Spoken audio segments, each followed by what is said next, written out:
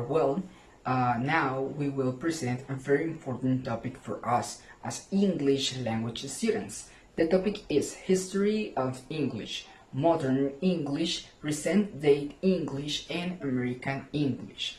Our group is made up of Amanda Portillo, Elias Castro, and Alex Salguero.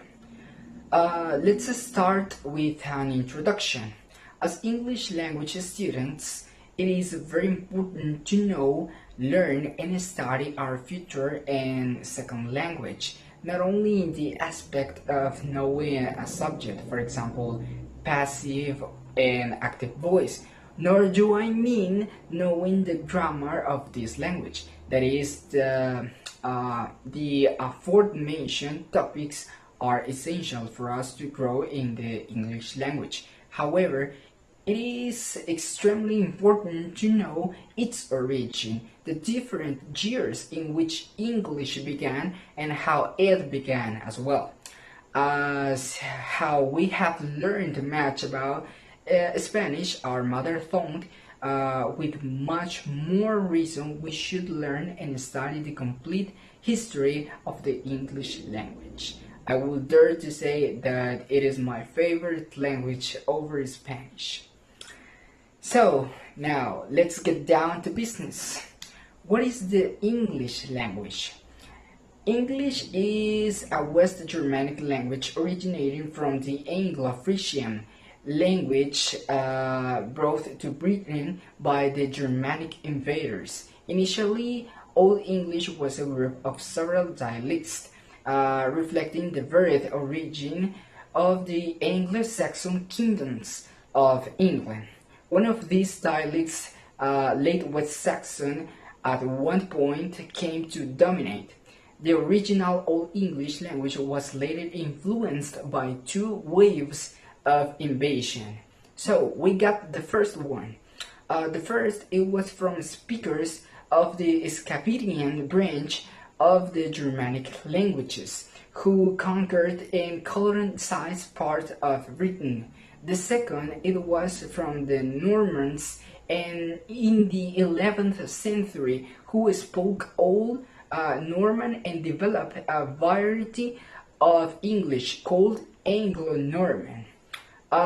There is an enormous probability that when the aforementioned events occurred, there was a huge mixed language, we can say.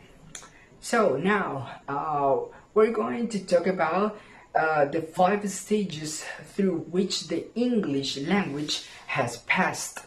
It should be noted that during these stages the English language has grown exponentially until it reached the English that we know today and that many already speak.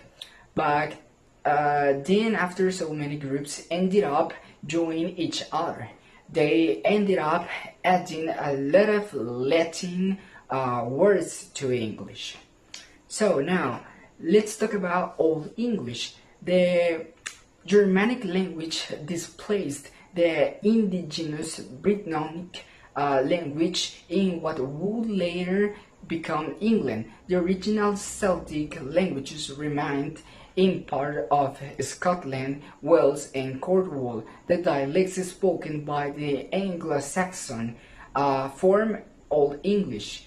The most famous literary work of this period is a fragment of the epic poem Beowulf that seems to have been substantially modified later. Old English did not sound like Modern English, from which it differs widely in phonology and especially grammar, making Old English unintelligible to modern speakers.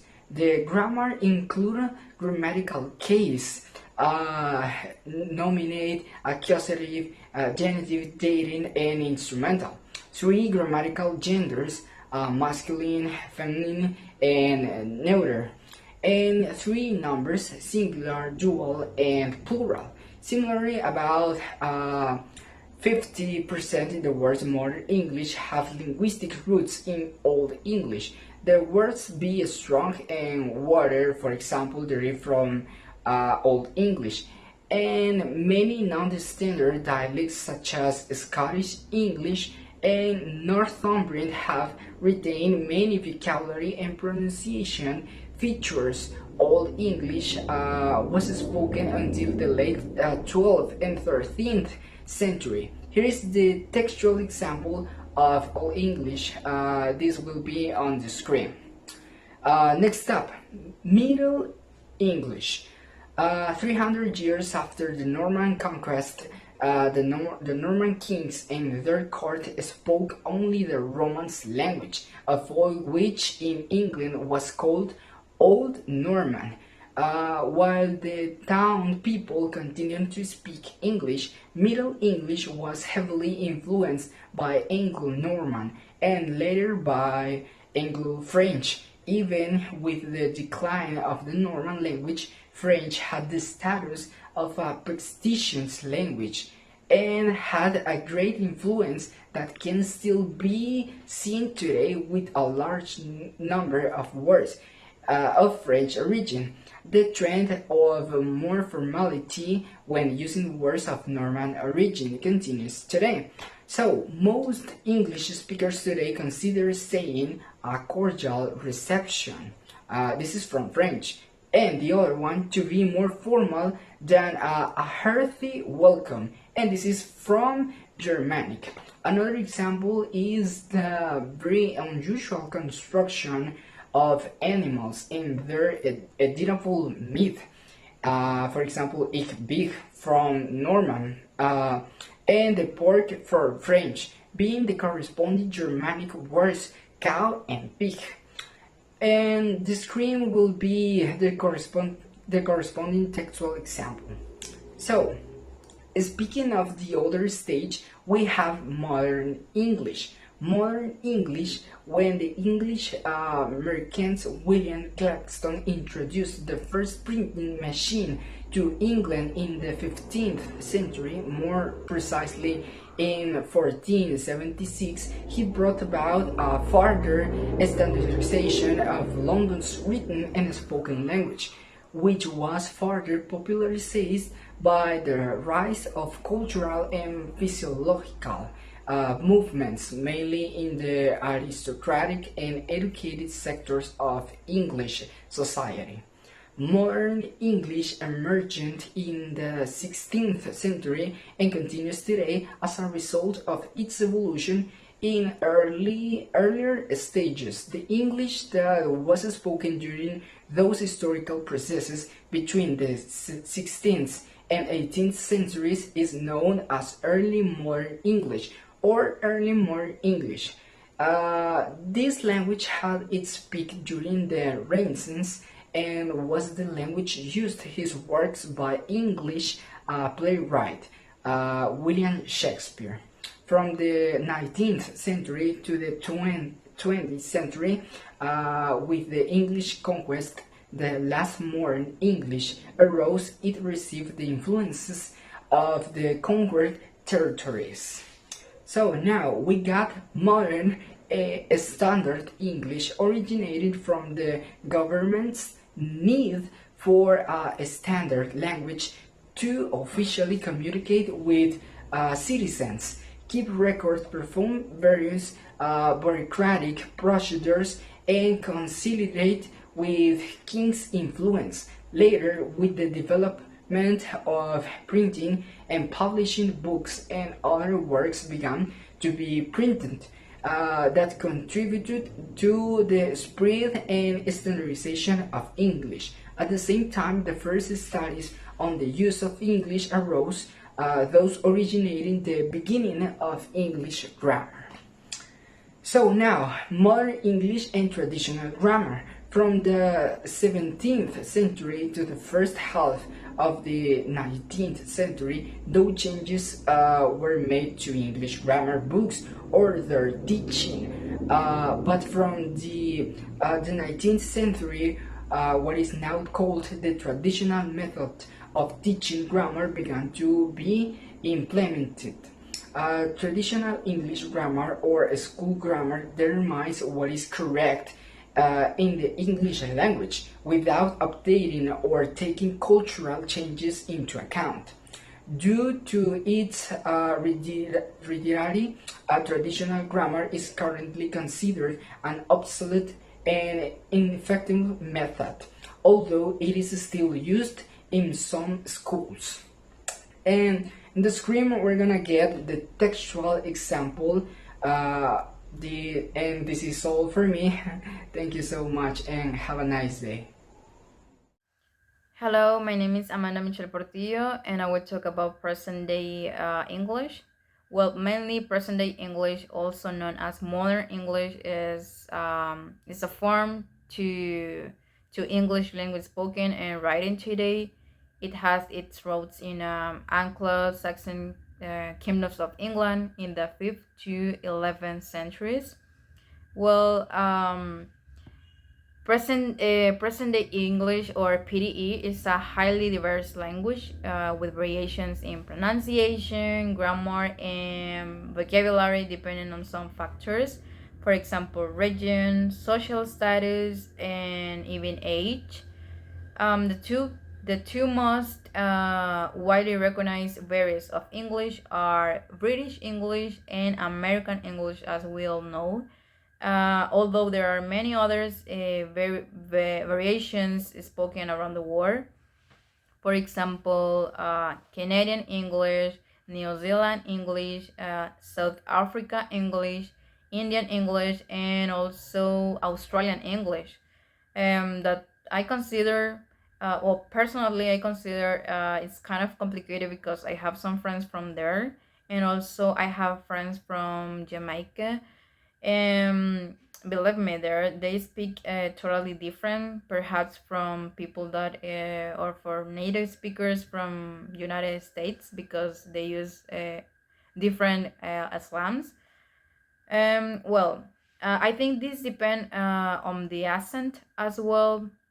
I don't want to deep in this because I will tell you something about accents later on, but yeah, in terms of grammar, present day English is considered a relatively simple language compared to some others with relative relatively um, limited range of inflections or grammatical structures.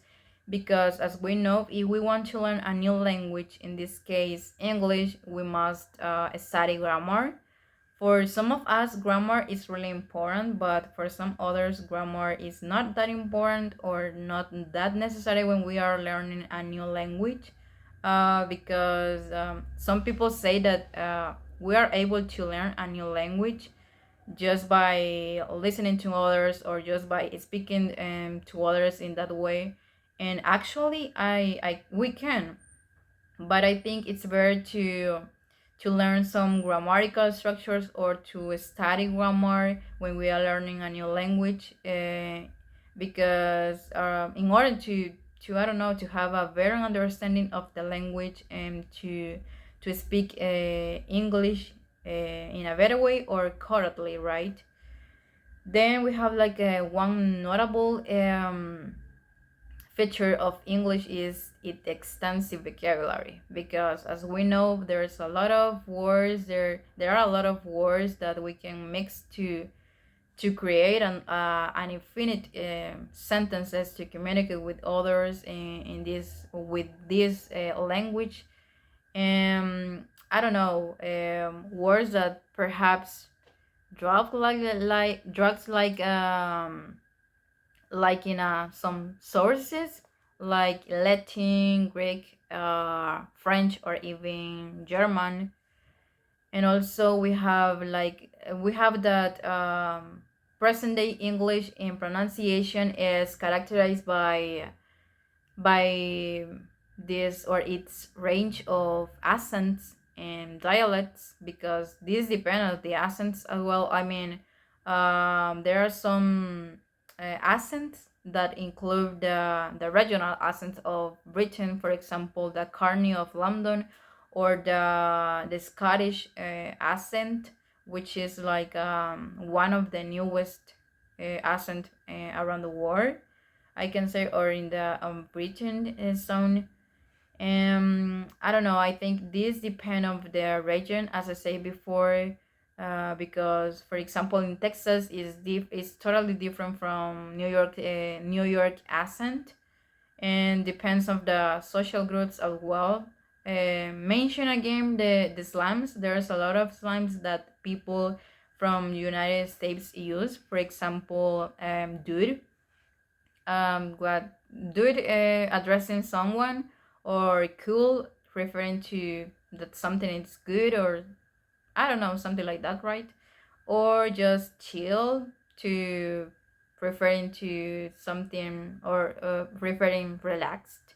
I don't know, there's a lot of slangs that people there use.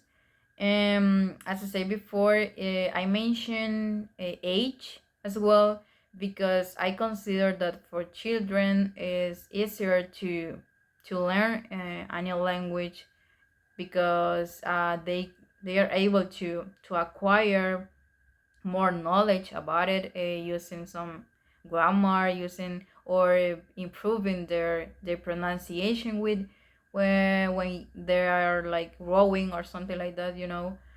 And finally, I can say that present day English is like a highly diverse or flexible and languages, and it continues like evolving around the world, adapting, or some people is getting this um, day by day, I can say, or I don't know. What else? What else I can say about this topic? This topic is kind of long, but I just wanted to mention like the best, or the important points of this, right? Because present day English is the version of English that is currently spoken around the world, as I said before, and it's used in modern times and with influences for historical, social, and even linguistic factors. And also, I think talking about language and talking about English, we must improve our four English skills, or we have to put in practice these four skills when we are learning English, because they are really important as well. But I think nowadays people, or there's a lot of people that really want to learn a new language, and language is one of the most important language in around the world nowadays, I guess. Because there's some people that I don't know, just learn by studying by themselves, or not study this on academies, study this on the at the university, but they just want to speak in that way. But it's not like about just speaking, it's about getting information, good information about the language, putting in practice the language, because as more, I don't know, as more you learn, more you acquire something new, I guess. And well, personally, I consider that English is really important, and English is very. It's not that complicated when we are studying this, and we are I don't know, learning about grammar, learning about pronunciation, and learning about linguistics in general. Hello everyone, my name is Elias Omar Castro Santos, and I'm going to be talking in this video about the history of American English. And I'm going to be talking about how is that this language has become the most useful language in this country. Well, first we have that the history of American English began with the first massive migration of the British settlers. That is how English is going to become the native language of this country, because those persons who emigrate to this continent are going to come with this language, that is English. And having arrived on the American continent, they found themselves in a vastly different environment from the one they had known. It means that this place, when they came to this continent, to American continent, they found that this place was different because they filed with plants and animals that didn't exist in Europe. These persons came from Europe. We know that British came from Europe. They are like from England, and that is how is that English is going to come to this continent by those persons who emigrate to this continent. And I think that there was a challenge for them because when they came to this place and they saw that there was like a big difference from the place they were living, uh, they had to name all the plants, all the animals that they didn't know how, that they didn't know that exists in this other part of the world. And there was a challenge for them, and they have to like improve their English in order to communicate better and in order to name all the things that were new for them in this country. So they had to improve their own native language. Now we are going to talk about a very a thing that we have to keep in mind, because if we talk about a language in general, we know that a language is formed by a different, maybe with a different words that from others' language. For example, English, it can make it can be complete by Spanish words, for Latin words, for Italian words. So a language is like a mix of words, and we know that this mix of words is going to make sense for those persons who try to communicate with this type or with this language. When they get those words and they began to speak and they understand message and things like those. So that is how a language is formed, and that's why a language cannot be like all the time the same. A language is going to be like in a constantly changing, because obviously humans are always like exploring, like discovering things, and they are naming things in a different ways, and they are like creating new words. And maybe this words is not like famous at the time when we name something, but if we begin naming this thing with this new word, then for example in our community they are going to name this thing in the same way, and then in a city, and then is how to this word is going to make, and it is going to be part of that language, and this word is going to be new for the new generation that born, we know, in our community. Now we are going to talk about the dialects of English in the United States. As we know that the influence of speech and language from the other parts of the world is much more immediate and recent in America. We know that the United States is one of the most visited countries, because in the United States we can find cities, we can find lakes, we can find a lot of things that can be like beautiful, and these things like is like they call tourists, and that is how the United States is one of the most visited countries in the world. And believe me that this is going to affect the English, because for example, if person who came for example from Italy, uh, obviously the way that they are going to communicate is not with their native language, that is Italy. They are going to communicate with English, but this is like a need that the tourists are going to have when they came, or when they came to this country, because they would like to speak English, they would like to communicate in English, they would like to buy things in English, and that is how English is going to be affected by those dialects, because the accent is not going to be the same. Maybe it is going to be similar, but it's not going to be the same. And maybe they are going to learn it in a different way. And maybe in the United States there are going to be words that those persons are never going to know because they don't live in that country, and they only use English in order to communicate with others. So dialects are going to affect the English, and that is how we have to be careful of that. And now we have that in 1949, Professor Hans Kura divided the US into four basic speech groups. The first one is Southern, the second one New England, the third Northern, and the fourth Midland. And maybe you are going to ask yourself, why is that they divide the USA in four basic groups if they are like the same country? That is like a kind of crazy. But yeah, this is possible because we know, for example, uh, in the same country, it doesn't matter if the same country, but there are going to be like different ways to use English. Maybe not to speak English, but they are going to have like other words.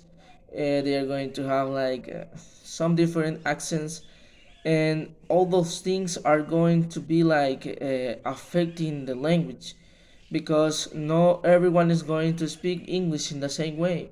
Because if we saw pronunciation in British and American English, we're going to find big difference. And for example, if we saw a brief example of Spanish here in El Salvador is different from the Spanish of Spain, because they have different accents, they name things in different ways. And for example, in other countries like in South America, they use Spanish in a different ways, their accents are different. So that is how we have to be careful with the dialects, and that is why this professor named these speech groups like in different forms. But how is that these dialects affect the language? First, we have that, for example, in New Yorkers call sugary carbonate soft drinks soda, while Midwestern called it pop. Uh, Here we have it is these series are in the United States. So why is that in the same country there are persons who name this drink in a different way? For example, in New York they call it by soda, but in Midwestern they call it pop. So here you have an example of what is that dialects are different. And we know that in Spanish we know this drink like soda. That is why I was saying that a language is going to be in a constantly changing, and we have to be aware of that, because we have to know everything. We have to know why or how is that the persons call these things in a different way than others. We have the Dictionary of American Regional English (DAR) records over 1,000 variations in the pronunciation and terminology for different words across the USA. So can you imagine that? In the same country there are 1,000 variation of pronunciation and terminology for words. So that is how you have to make an idea about how language is in a constantly changing. Because I think this is one of the most far-greater linguistic variation in American, because there is a lot of variation in the same country, and we have, as I said before, we have to be aware of that. Now we are going to see more history about American English. We have the might and of antiquated Americanisms. It's sometimes said that the physical isolation of certain regions of the U.S., like the remote communities of parts of the Appalachians, has preserved antiquated dialects of English that date back to Elizabeth times. So we have that there are like groups of people who preserve these dialects that were like the first dialects of this language. And it is interesting because if we saw like these dialects and we compare to the actual to the nowadays dialects, we are going to find that there are big difference in those dialects, because first in pronunciation, and second the new words that can exist now, the new words or the new things that humans has named with this language. So it's really interesting to know about dialects and how is that they have changed through the time and the years. And nowadays we saw that English, American English, is becoming one of the most useful language in the world, because not only here in El Salvador, people are interested to learn this language, but also in whole in the whole world, persons would like to know and would like to speak English in order to communicate, because not only in the United States we are going to use English, but also we are going to use it like in countries that, for example, Spain, for example, Italy, for example, I don't know. There are a lot of countries that use English, but in order to communicate, but it is not the native language of those countries. Now, as we have been seeing that English, how is that English become the native language of the USA, of the American? Uh, we know that nowadays we can say that English is the native language of this country, because the recently generations, they born and they learn first English, and that is how it's called a native language. But for the first generations, when, for example, these massive migrations came to this part of this continent, there was not the native language of this part of the world, because they came with this language and they improved that language, and then they they call and they name things in a different ways, because they didn't know that these plants or animals or things exist in that part of the world. But now we can say that English is the native language of this country, of the United States, because, and as I was saying before, English is like becoming one of the most useful language, if it is not the most, because everywhere where we can go, we are going to find English. In, for example, in I don't know, in publishment and in everything. If we have a cell phone, we are going to find a lot of things that are in English. So English is going to like become the most useful language, but it's not going to be the native language of everybody. It is going to be a language in order to communicate messages with person who maybe live in a different country, but you are going to communicate with they in through English. So this is all for me, and this is all for of our participation in this video. I hope you enjoyed, and I hope you understood everything about the history of American English. Thank you very much.